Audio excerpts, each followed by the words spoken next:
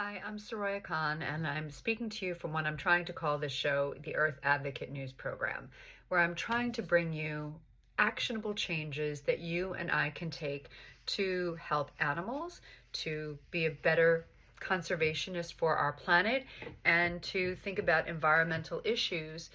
This is all information that will be supported by data and facts, and it's not just conjecture, and it's not a political agenda. It's about doing what we can as human beings to increase our awareness and our interconnectedness with one another, which I think is something that's really, really lacking, especially within the past 15 to 20 years, and how I believe in my journey on this planet that when we increase the interconnectedness between us as human beings, and to trees, to nature, to animals, we improve who we are on our journeys, and of course for them.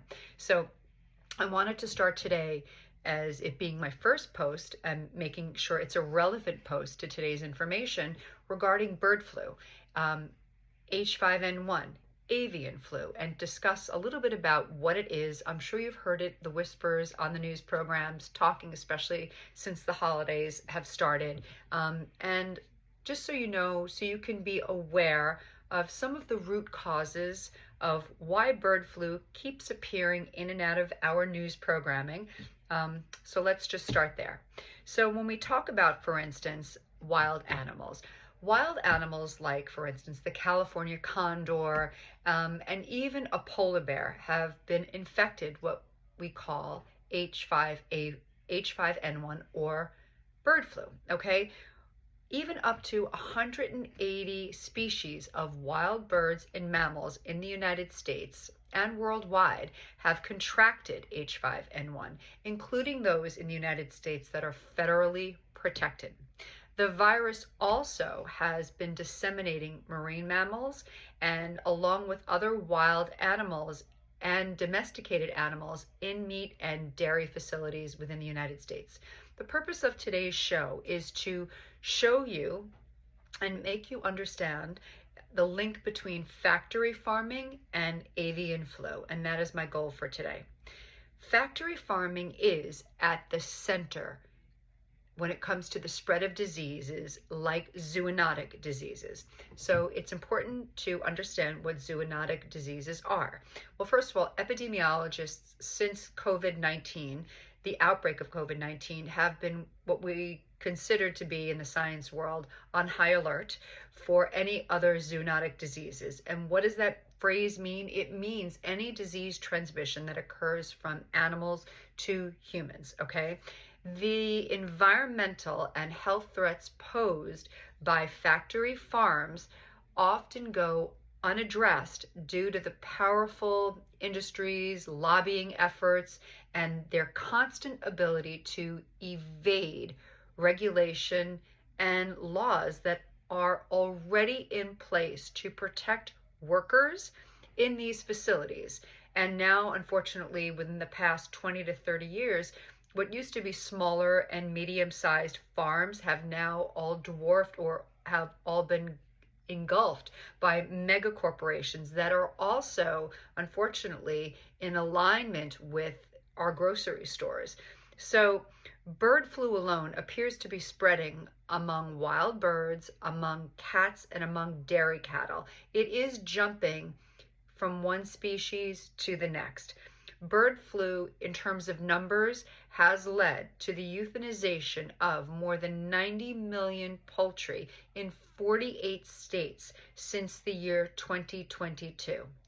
500 million animals globally in the past few years. When we confine factory farmed animals into these dense populations in industrialized facilities, we see explosive viral transmission rates. And it depends and it varies, but it also can dramatically increase opportunities for mutations that make viruses, well, unfortunately, better adaptable to new kinds of hosts like humans and like wild animals. So let me explain a little bit more as to why factory farming plays such a pivotal role in the transmission of bird flu. So I'm sure you've heard, and if you haven't heard, California is really being decimated with the bird flu issue. So let's talk specifically why avian influenza is linked to factory farming practices for several reasons. Number one, overcrowded conditions. So factory farming, if you're not familiar with it, industrialized agriculture, agribusiness involves keeping large numbers of animals, birds, any type of animal, in very confined spaces. This overcrowding facilitates the rapid transmission of viruses among those birds, which make it easier for avian influenza to spread. Number two, let's talk about the stress and weak immune systems. And what do I mean by that? The stress of being kept in a cramped condition, imagine as a human being, right? But in something that's unnatural, which obviously it's not natural for animals to be kept in these conditions, right? Can weaken the immune system, number one. Weakened immunity leads to anyone, human beings, animals being more susceptible to infections, including viruses. Number three, let's talk about the lack of genetic diversity. And this is really important to understand, okay? Biodiversity. Here we go. Factory farming typically involves raising a limited number of genetically similar birds in the same area, in the same environment. This lack of genetic diversity, okay, can inhibit the population's ability to resist diseases, which would allow flu-like symptoms, flu viruses, to thrive and usually evolve way more easily than it would out in the wild, living the way they should naturally. Let's talk about number four, which is waste management issues. So, when in every factory farm setting, there is a poor waste management issue. Dairy, beef, poultry, all of the industries across the board. So waste management issues in large-scale poultry operations, which I believe are only around 300 out of the billions of birds processed every year, they only come from a handful of, say, 300 facilities in the United States. These operations usually result in the accumulation of something that's pathogenic, okay? So this type of environment can be conducive to the breeding of diseases, including bird flu, which can then spill over into the wild bird population or even humans. Number five, human interaction, right? So bird flu right now has only infected approximately under 65 people. I believe there have been a couple of deaths, but this is not just a United States issue. It's also occurring in the UK and throughout Europe because we use factory farm settings to get what you want to call food to your table, what I would say animal to your table. The human interaction issue, my number five reason, is important to understand because workers on factory farms and in those settings often interact so closely with those birds, increasing the risk of zoonotic transmission, which I discussed earlier, right? Zoonotic disease transmission. This transfer of the disease from an animal to a human. If a worker is infected with bird flu, they can potentially spread the virus to the broader community. Number six, environmental factors. The conditions in a factory farm setting create what I would call and lead to also, which is prevalent, and there are hundreds upon hundreds of studies produced and created by important industries, important medical journals have substantiated these claims, the CDC, the WHO, that what ends up happening in factory farming, the contamination of nearby waterways in these local communities where these industrialized settings are, destroy the ecosystem surrounding it. It also places wild birds, okay, in direct contact with the virus, causing it to spread further. So how are farmers, these mega corporations, handling this bird flu epidemic? Well, it's quite alarming and it's quite maddening and very sad all at the same time, in my opinion. The factory farming system in the United States is not set up to really withstand major disruptions in the corporate system, like contagious disease.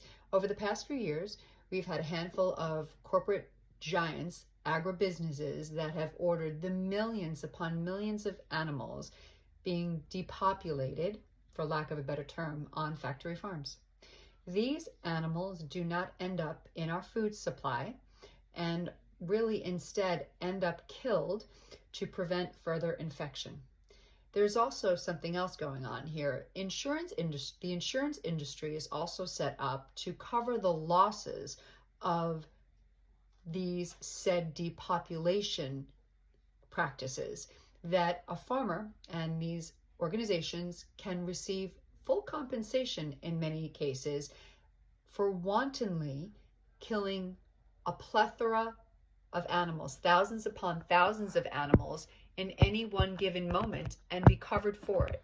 The insurance industry is not requiring these organizations to shift their existing practices, to come up with better models of existence. They just keep perpetuating the existing system over and over again. So therefore, there's no incentive for farmers and for agribusiness to change their models in any way, because they are getting compensated for their losses.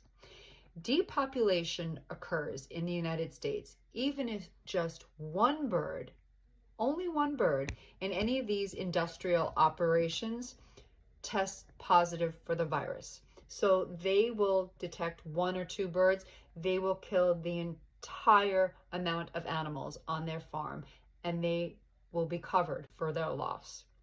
The methods that they use to do this are incredibly cruel. They use something called ventilation shutdown in many cases. And if you haven't heard of this, it's when animals, unfortunately, are sealed within a barn setting. The ventilation systems are turned off, and the temperature inside the barn usually rises until the point of an animal's death. It's a slow and it's an agonizing and most terrorizing, horrific way for an animal to spend its last moments.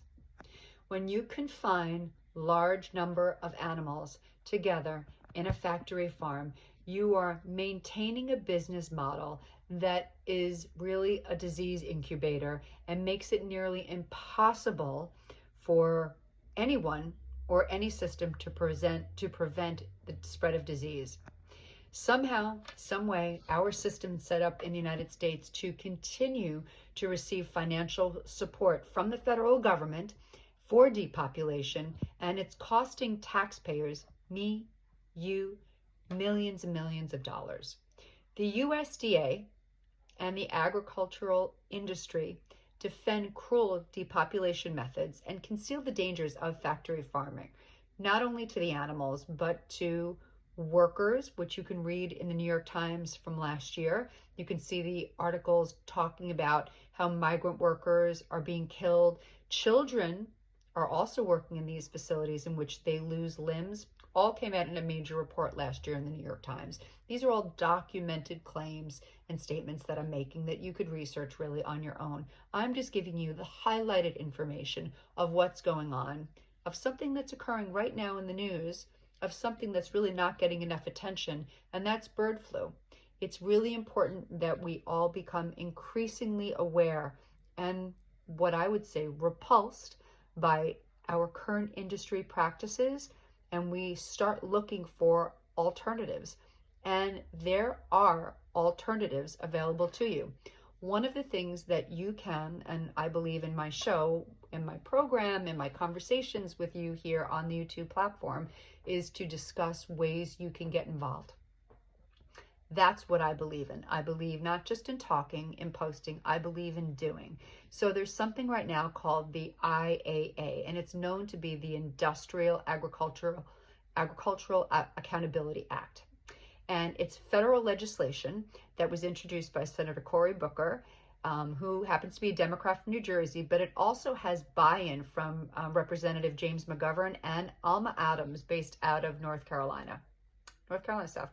I'll double check that. It's requiring industrial operators to register large, high-risk CAFOs, also known as concentrated animal feeding operations, and submit disaster preparedness plans to the U.S. Department of Agriculture. This act also is going to hold industrial operators accountable for the costs incurred for preparing for and responding to those disastrous events, like a contagious disease like bird flu. And one of the other highlights of this act is that it's going to ensure that industrial operators, these mega corporations, these agribusinesses, these Farmers Pride, Purdue, JBS Foods, the list is endless, right? They are not only operating with the two other parameters that I just discussed, but they aren't using the worst and the most heinous depopulation methods available to them, one of which happens to be what I said earlier, ventilation shutdown. So I would encourage you, and I can leave a link here on the bottom in this talk, to research more about the Industrial Accountability Act being proposed. It had buy-in from 3 federal legislators, but what I will say now, I believe 2 more, and I'll do that in another conversation, 2 more just signed on. And this is something that I believe both Republicans and Democrats can get behind. Better farming practices. I just conducted a study recently for a research project, and 2 people stood out very strongly in my research question, and 2 were Republicans, and their responses to me regarding what's happening in factory farm system was quite illuminating. And this is just, I'm giving my opinion at this point, I'm editorializing, but they basically said, and they use these terms, one said strict and one said harsh. There should be harsh punishment for those who are harming animals unnecessarily, who are hurting animals unnecessarily. They didn't go as far to say that they would give up eating animals, which is what I would have loved to have heard, but they were talking really about our government does not have enough guidelines and strict enforcement in place, despite the fact we have laws on our books on the federal side and on the state legislative side that we are not enforcing. We have many issues to go into in terms of how we can improve what's happening today, and there are organizations that are trying to shift that. One of them happens to be something called the Transformation Project, and you can look into it, where 12 or 13 farms in the United States have decided to move away from factory farming practices for a plethora of reasons, and they decided to start growing other products like mushrooms and microgreens, things that are more profitable for them, because unfortunately farmers do not make a lot of money unless you're an agribusiness, right? So, okay, everyone, I'm going to put at the bottom some links that you could read more about the IAA, the Industrial Accountability Act. If you hear what's going on about bird flu, it may or may not, even though it's one mutation away from actually being able to transmit to humans, which is very alarming at this point. But I do think it's important that you arm yourself with information and understand our current food system in the United States does not work. We need to do something about it, and we need to make it safer for animals, safer for humans, and safer, unfortunately, for the children that are working within these facilities. The best thing would be, and my opinion would be, to shift factory farming into something that is healthier for each and every one of us, which is plant-based eating. It works. I am sort of, one of those that have been doing this for a really, really long time, and I have a lot of experience. And if you have questions regarding plant-based eating, how we can go about asking our local legislators to get more involved, your town, your city, and what you can do just to incorporate more of that in your diet. We'll have those conversations. And I plan on having more conversations regarding direct links between meat, dairy, and cancer, because they are provable and they are real and they have been studied. And so again, for me, it's not just about talking about health or talking about business. It is about the animal for me, but it is all intertwined. It is all connected. Just like I said in the beginning, when we move with more kindness, which is lacking today, for one another, it starts and begins with how we treat those in positions that are oppressed and subjugated. When we hold empathy and compassion for those in a different space than us, we move differently. So we'll have more of those conversations. But okay, everyone, I'm going to end with, it's always going to be my ending, be kind to all animals, and let's be nicer to one another. Okay, everyone, have a great day. Bye.